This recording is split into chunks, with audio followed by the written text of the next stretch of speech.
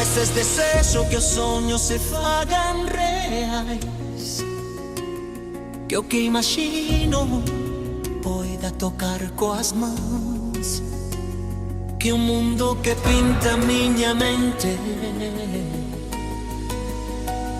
se volva certo por un instante.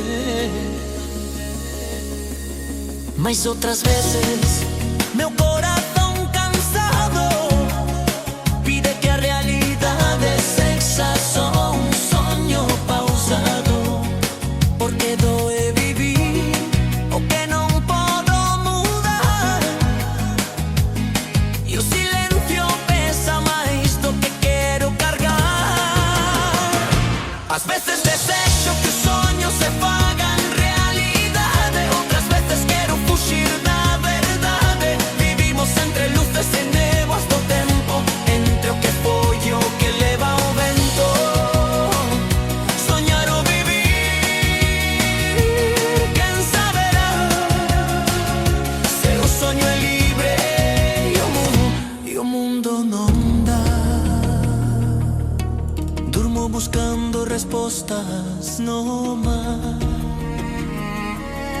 escoito o latexo do que puido pasar. Hai verdades que doan máis que mentiras, e noites que salvan feridas. E se todo isto é un soño sen fin,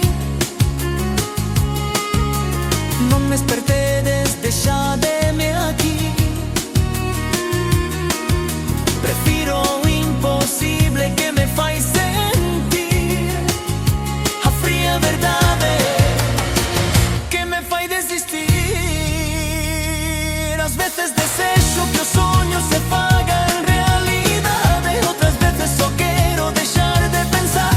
Vivimos pendurados dun fío pequeno entre o que soñamos e o que temos. Soñar ou vivir, quen saberá? Se a alma tamén precisa soñar.